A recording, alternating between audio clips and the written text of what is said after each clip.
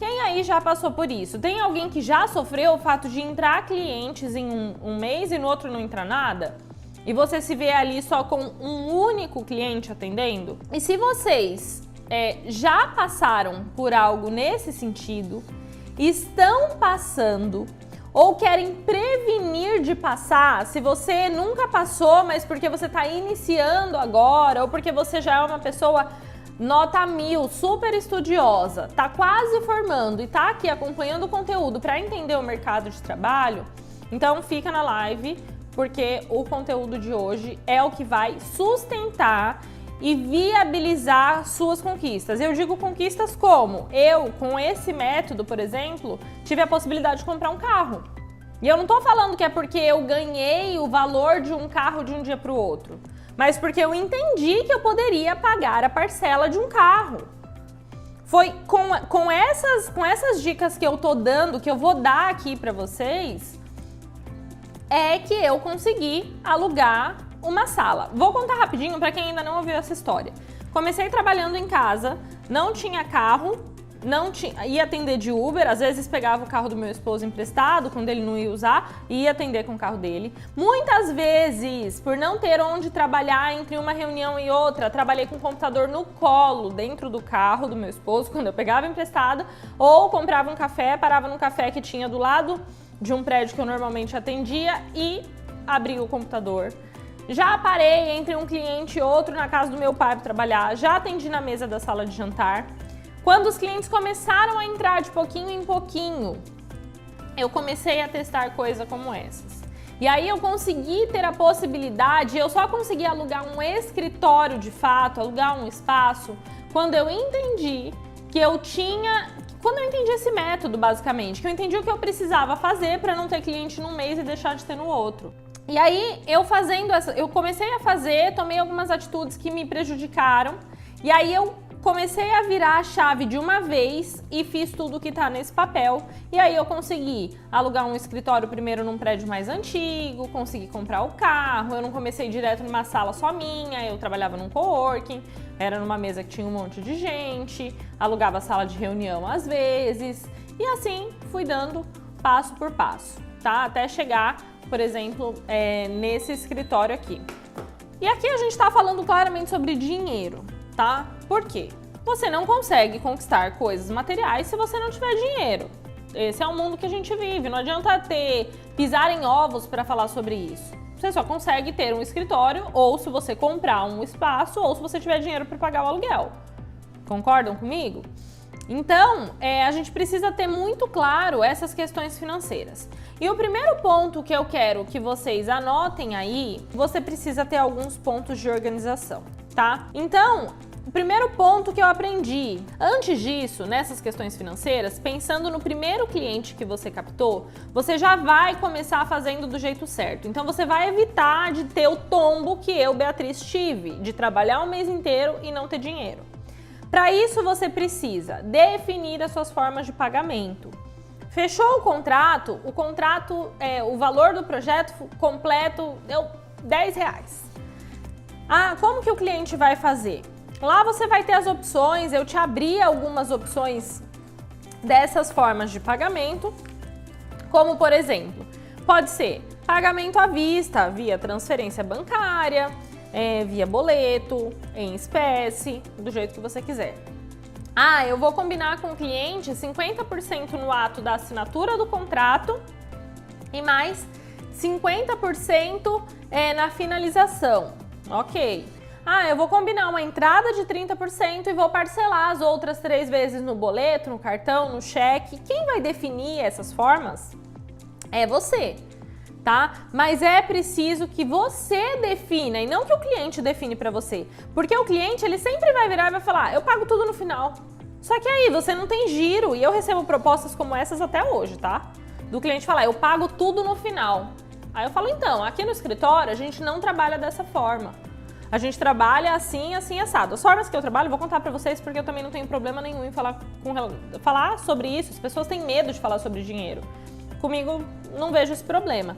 Aqui no escritório, por exemplo, ou os pagamentos são à vista. Dentro desse à vista, a pessoa normalmente tem 7% de desconto, tá? Via transferência ou em espécie ou em cheque à vista. Se não for assim, eu posso parcelar. Normalmente eu peço uma entrada de 30% e posso parcelar o restante em até 3 vezes, no cartão ou no cheque. Se em último caso a pessoa não tiver e ela precisar ali de uns 30 dias, pode ser no boleto, né? Vamos fazer uma entrada e mais 2 parcelas no boleto, e aí eu gero o boleto e mando para a pessoa. Então, você é quem vai estipular qual a forma de pagamento que você vai trabalhar dentro do seu escritório, dentro da sua empresa, tá? Porque às vezes você deixa o cliente falar porque você tem medo de perder o cliente. Só que você só vai ter medo de perder o cliente se você não tiver entregue para ele o valor que você precisava ter entregado ali atrás.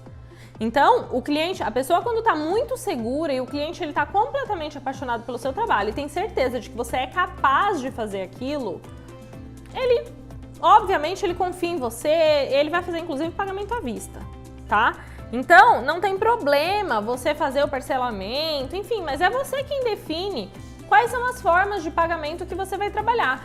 Eu já falei isso e eu volto a repetir. Trabalha com o seu negócio como se ele fosse um escritório como o meu. Esse é o primeiro passo para você alcançar algo como isso aqui. Eu não tô falando, porque eu sou foda, não é isso que eu tô querendo dizer. Mas trate a sua profissão, o seu negócio como sendo de fato um negócio, um escritório, uma empresa. Trate dessa forma. É dessa forma, inclusive, que você passa mais segurança para o seu cliente, tá? A Patrícia falou que ela define. É isso mesmo, gente. O correto é você determinar e aí encaixar de uma forma que funcione para o cliente. Passando para o segundo ponto, é você estipular datas de pagamento. Isso vai fazer com que você entenda quanto você tem de dinheiro em cada parte do tempo. Eu já cheguei a deixar muito solto, o cliente paga quando ele puder. E não é assim. Aqui hoje no escritório, ou os clientes pagam no dia 15, no dia 20 ou no dia 30. Eu tenho 3 datas de pagamento. Eles me pagam dentro dessas 3 datas. E as minhas contas, consequentemente, são jogadas dentro dessas 3 datas, tá? Eu preciso fazer uma gestão para que eu pague as contas do escritório. Por exemplo, eu tenho um aluguel e um condomínio com valor alto. Como que eu vou fazer essa gestão para que eu consiga pagar? Então, estipule as datas que você recebe. É mais fácil de você conseguir observar tudo isso e, inclusive, controlar. Por exemplo, chegou no dia 15, eu sei que no dia 14 eu preciso lembrar os clientes do pagamento, emitir boleto, preciso estar ali de olho para ter certeza de que eu vou receber, tá? Algumas pessoas, elas te pagam sem nem você lembrar, às vezes nem você lembra, ela lembra. Mas outras pessoas preferem ser lembradas, então de forma sutil você vai lembrar que precisa desse pagamento. Outro ponto é você ter uma conta bancária exclusiva para o seu negócio. Hoje a gente tem uma facilidade que é abrir essas contas digitais. Nubank, Neon, Next, enfim, essas contas digitais aí te dão inclusive a possibilidade de gerar boleto. Então você não precisa mais daquela mega burocracia de um banco convencional. Você consegue gerar um boleto no seu nome. E o cliente consegue fazer esse pagamento, cair direto naquela conta. Então, se a sua desculpa era, mas eu não tenho contato com o gerente no banco X, que é muito difícil de abrir a conta. Primeiro, conta poupança, por exemplo, num banco como Caixa, qualquer pessoa abre. Segundo, essas contas digitais, com um clique você consegue abrir a conta, tá? Você nem tem gerente. Então, não tem mais desculpa. Usa dessa forma porque imagina o profissionalismo que você passa para o seu cliente quando você manda um boleto para ele. E aí eu vou te dizer mais. Para você conseguir receber das pessoas e às vezes cobrar, que é uma coisa meio chata, gera o boleto e manda um dia antes falando, olha, passando para lembrar que o seu boleto vence amanhã, já tá aqui o seu boleto. Mandou para o cliente, pronto, você já lembrou ele do pagamento de forma muito sutil. E aí, uma outra coisa é a seguinte, lixe os seus recebimentos dos próximos meses. Então, hoje eu fechei com o João, ele parcelou em 3 vezes, entrada mais 2. Significa, e aí deu R$900. Isso significa que eu vou receber 300 na entrada, 300 no próximo mês, que é o mês de novembro, e 300 no mês de dezembro, tá? Show de bola. É dessa forma que vai acontecer, tá? Então, eu sei que até dezembro, se não entrar nenhum cliente, eu vou estar recebendo esses R$300 do João. E aí, o que você precisa fazer é que você tenha um volume maior para ir fazendo esse montante crescendo, para que não seja só a parcela do João. Por isso a importância de nunca deixar essa rodinha parar de girar.